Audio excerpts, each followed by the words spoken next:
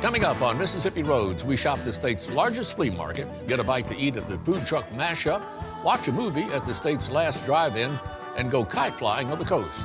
All that coming up now on Mississippi Roads. Down Mississippi Road. Mississippi Road. Hi, welcome to Mississippi Roads. I'm your host, Walt Grayson. This week, we're going retro. We're flashing back to those easier days and remembering some of those fun, unique things we used to do, or maybe still do, or are making a comeback.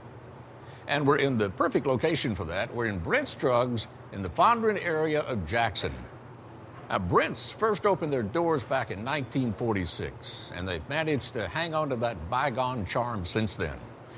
You can get an old-fashioned milkshake here. There's the old-fashioned atmosphere. And I think you'd be hard-pressed to find an old soda fountain like this anywhere. But in our first story, we're going to a place where you could probably find anything else you're looking for. We're going to Mississippi's largest flea market. It's in Ripley, Mississippi.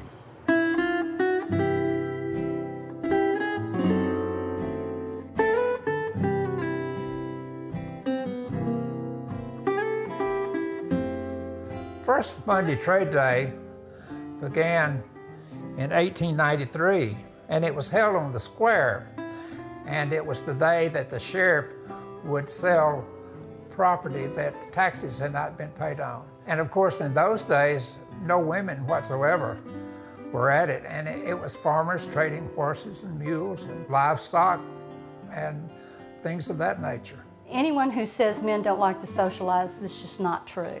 That was the whole reason First Monday started in the first place, socialization and meeting with each other. But the women, they found out they had all these handmade items that they could swap for something else. And it was also a social outlet for them. They could get together and gossip. It ended up on the Tippah County Fairgrounds, and it was just not owned by anyone. There became, some problems and things, and Mr. Wayne Wyndham saw the opportunity, and he opened up area that he had, and that's where First Monday is today. My dad took this over, or I say took it over, it was handed to him more than anything, about 1974. So we're called First Monday Trade Days because since 1893, it was always on the first Monday of the month, so you can find the calendar, find the first Monday, and that was the day it was on. After we took over and increased it to a weekend size, then it became First Monday weekend. So you find the first Monday and you look for the 2 days before it, and that's the 2 days that we have the market. Tomorrow we expect around 700 dealers to be here. I'm expecting 25,000 people this month to cover both Saturday and Sunday. So we're expecting a big weekend.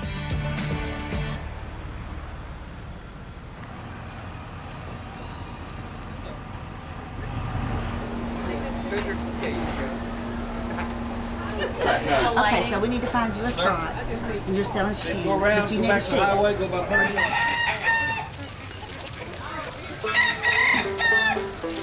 been coming up here since about 73, and the first time I came, we skipped college at Northwest and came, and I bought a case pocket knife and a gallon of molasses. Well, there's a lot of things you can find here, pets, if you like pets, or just about anything you can imagine, you will find it here.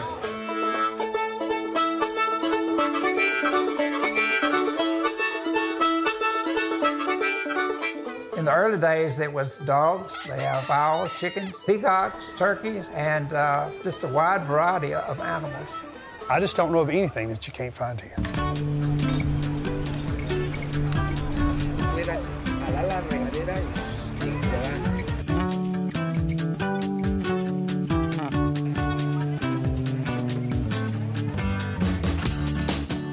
I come to the First Monday about 3 or 4 times a year. My favorite thing about the market is people. We have people from Tennessee and different areas, so.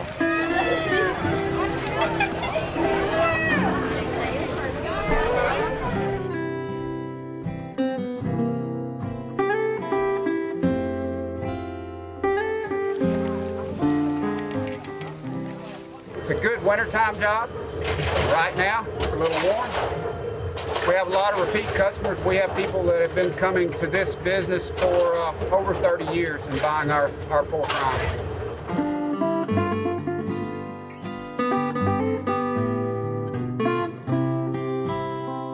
I guess because it's tradition. I remember coming here when I was a kid. That's what you did on the weekends. Everybody go to First Monday, and it's well known, so people travel actually to come to First Monday.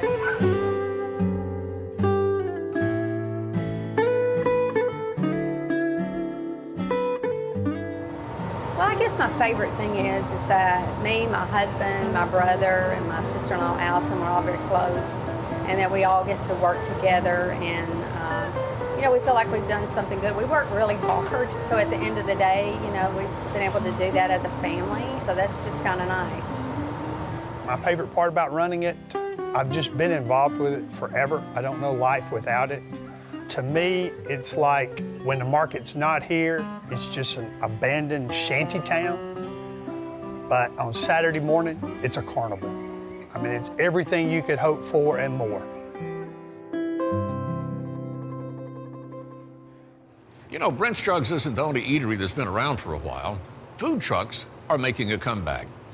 Now, back in the 1950s, they were very popular because the food truck could drive up to a job site and the workers could get lunch and never have to go anywhere. And then they faded out for a while. But now food trucks are popular again, partly because of their affordability, and then partly, very frankly, because of the nostalgia element.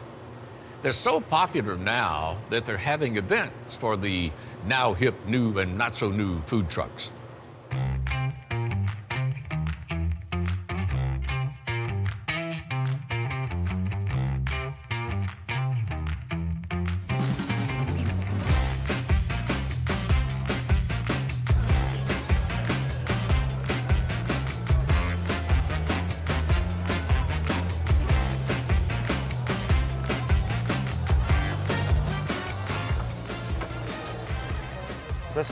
This is like our party. This is kind of like our home show. If we had a show, this would be it. This is our convention, pretty much. This is the big one. The Food Truck Mashup is a place and an opportunity for people to come out and taste or have an opportunity to taste things they've never had before, or to get stuff they just love and can't resist.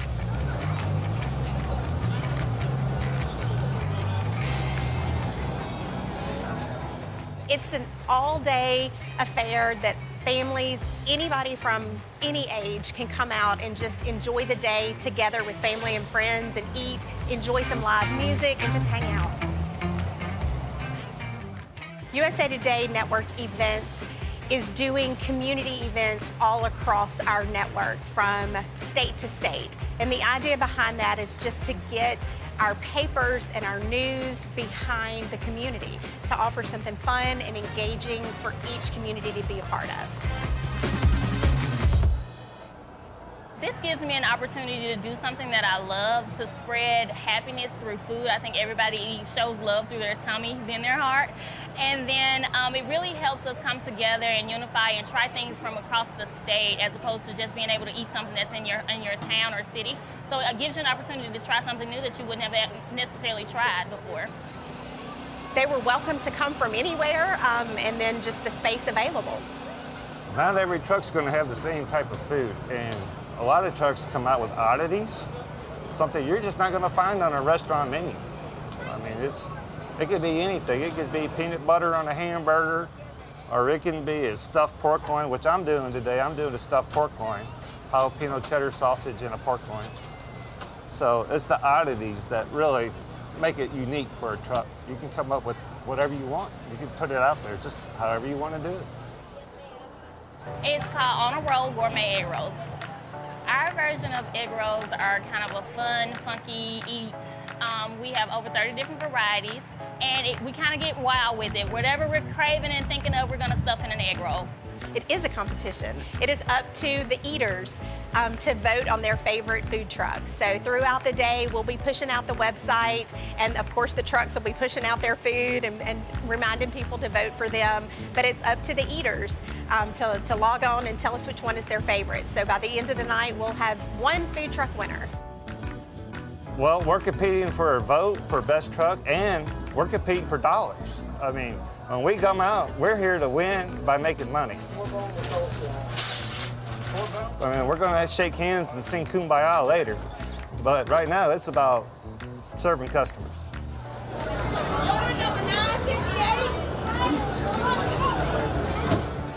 We've done small hometown events. It's really fun to meet my customers. I usually don't get to speak to my customers when I'm working the restaurant because we're always so busy, but this allows me to interact and find out who they are and see them and get to say hi.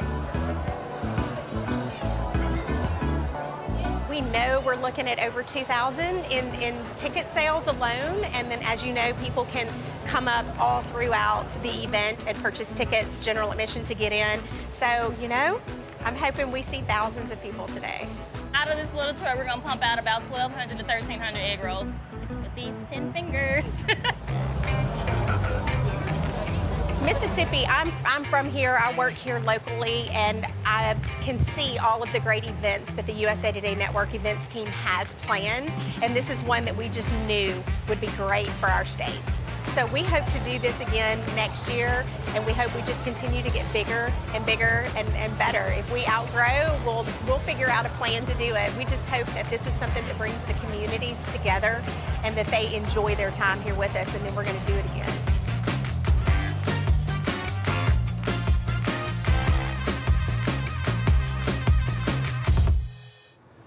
You know, food trucks are a simple, enjoyable way to remember the past. And in our next story, we're going to use another form of entertainment on wheels as we watch a movie and eat some more at Mississippi's last drive-in theater.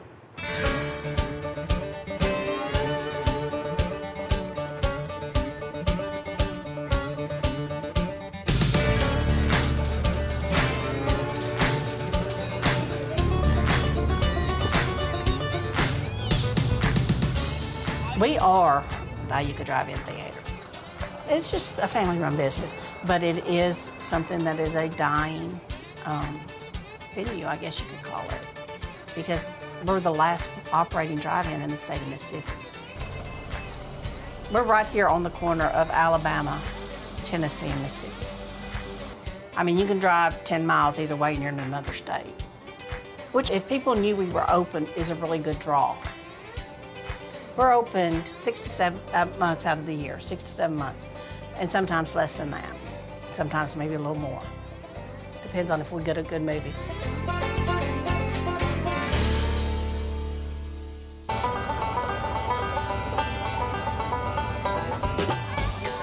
We try to get one movie that's really family friendly. Now, I have to admit, sometimes we don't get movies that are family friendly, but you always want to get something the kids can watch too. That's what we do better with the family movies, you know. And you get them rated R, nasty talking, you know. They don't do a lot here. Some people like them, but I don't see it helps the movie any. Cartoons are a really big draw. Anything for kids. There's so much out there that can be shown, but we're not able to get a lot of them. Theater business is dying down a lot because they have ruined it. With this digital where you can watch the movie as soon as it comes out, 3 months till a video, I think it's ruining a lot of the box office draw. Yeah, I think it's been kind of bad this year. Last year was pretty good, but this year's dropped off bad. And people tell me that they can watch these new movies on the computer, watch it on the phone.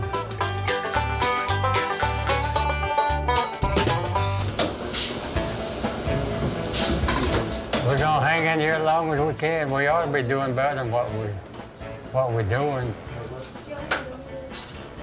We have had good times, bad times, you know. And it's something that you really have to fight to keep open. And it's kind of hard to advertise these days for a drive-in theater. We have tried radio and we have tried newspapers and stuff like that. But I guess people don't understand the aspect of what a drive-in is anymore. We go to a theater convention every year, and these people work with projectors and stuff. But I mentioned that to one of the people. I said, I work at a drive-in. They're like, what's that? I think they were from Europe, maybe. So it's a drive-in theater, which, you know, a lot of people don't know about them anymore.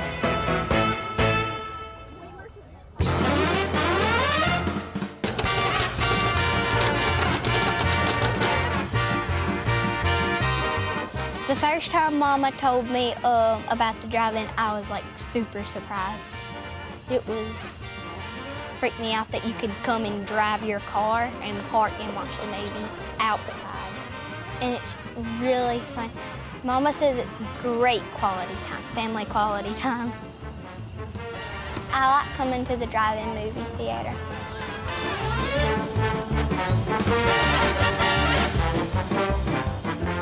It's just something you gotta enjoy doing. I mean, to come for 6 months out of the year every weekend and do this, that's a lot of fun to me.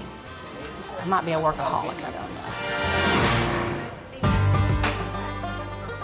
It's not really something you're gonna make a whole lot of money at. It's something you do to enjoy, at least around here. Maybe if we lived it was in a bigger city, this would be a big draw. And it still is for people with children. The price is pretty good for 2 movies and some popcorn, and it's good for our 2-year-old who's can be kind of hard to contain, you know, in a movie theater setting. So this seemed like a good option. It's just more relaxed, you know. You don't have to be very quiet. It's good to bring kids too, you know, so you're not disrupting other people. I mean, I think there's a little bit more of an allowance for a little bit of noise. I'd rather go to this than go to movie theater. We're not as strict as some places. You have a little bit more leniency. When the movie starts, your children need to sit down and watch the movie. Otherwise, they got a yard they can play in, where they can be a little loud for a while and they can be a little rambunctious, you know. People bring frisbees, soccer balls, footballs, but it's just a family play. Family comes to watch the movies, family runs it. It's a dying business that can be revived if people would see it as family entertainment and fun.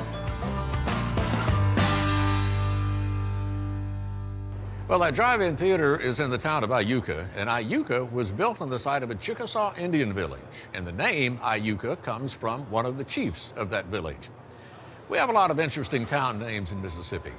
Let's take a look at some.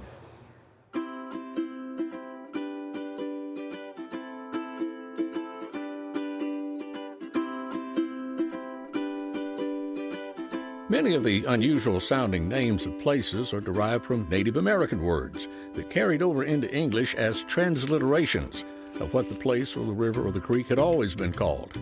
And maybe they sound a little humorous to us because of an English word that is a close sound alike.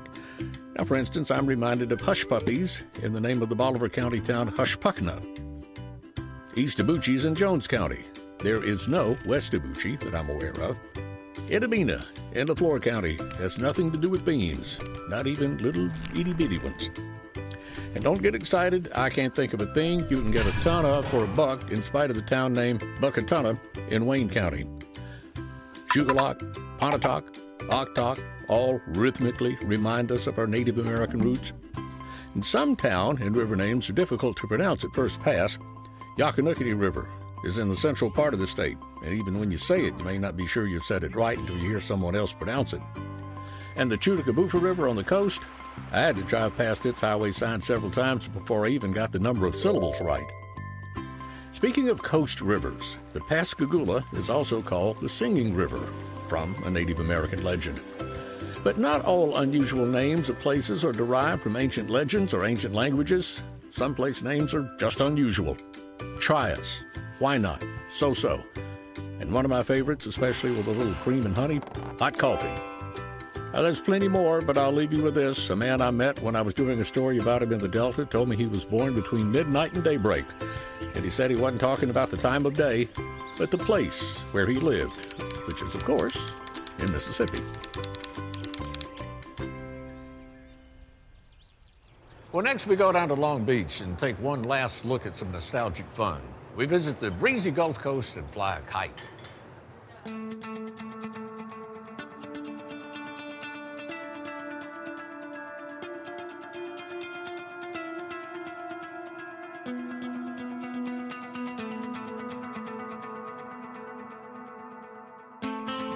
Kites are not a once-a-year thing here in Long Beach. Kites are year-round. Being that we're flying on Beach Boulevard, people stop all the time. You know, we hear a lot of kite stories, people that stop and they want to take pictures of the kites, they want to fly the kites, they want to do all types of things. And we often get to hear their stories about when they made kites with bread sacks and the funny papers, and how it was a big thing in their family to fly kites. 2 sticks with a piece of cotton string that I ripped out of a gunny sack because I was too poor to buy a string. And you tie your kites together in a diamond shape, and then you tie your string around the ends, go all the way around to every end, and then you lay it on a piece of newspaper.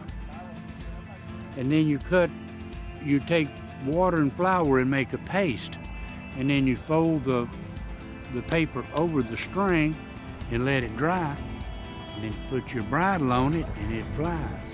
That was the first kite I ever made. I was a kid years ago.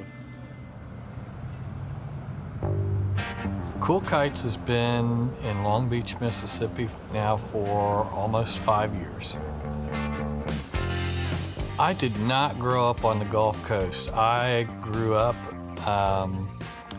in farming country in Indiana, and at an early age I was taught to fly kites by my grandfather. And when I moved down here, I began selling kites because it's such a great place to sell kites and fly kites, and started a shop here in Long Beach.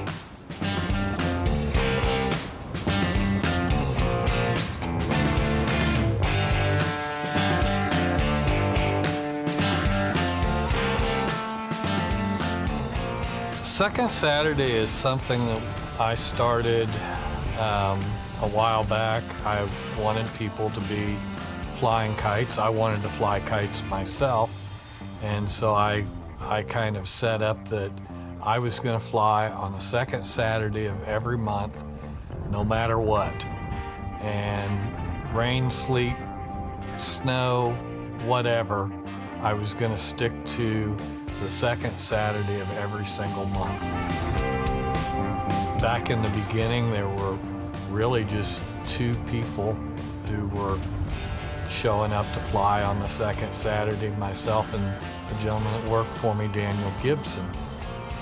Now we have, you know, approximately 60 people. There's no club for second Saturday, there's no membership, there's no dues.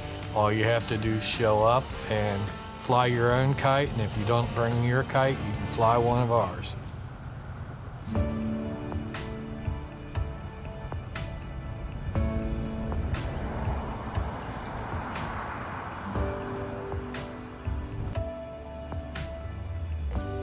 Sometimes, you know, if you're building a concept kite or an original kite, sometimes it takes a long time. If you're making a kite that already has the pattern and you have the pieces, you know, you have to cut the pieces and then sew them all together. That usually doesn't take too long. I started about a year ago giving some of the kites away that I collected for years, small kites that I don't fly anymore. And I think I've probably had about 350 kites in my lifetime. Kite flying is good for the soul, man. It is. It relaxes you.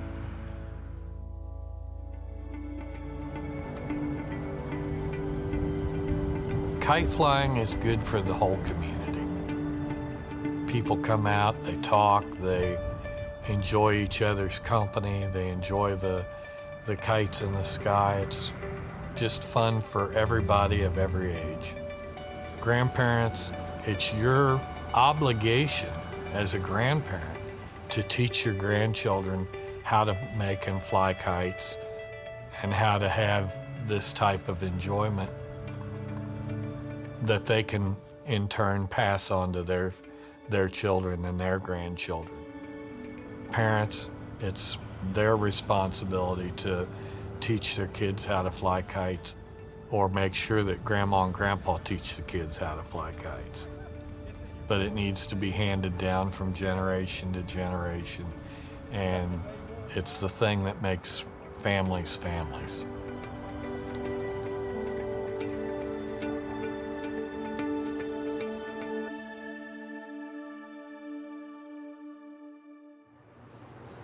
Well, that's all the time we have for this show. If you'd like information about anything you've seen, contact us at mpbonline.org/Mississippi Roads.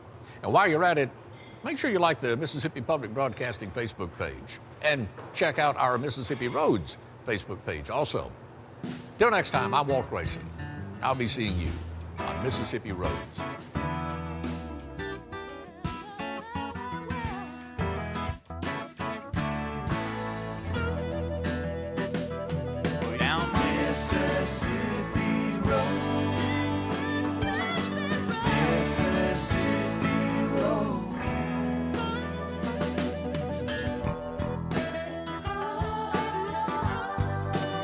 Mississippi Roads is made possible in part by the generous support of viewers like you. Thank you.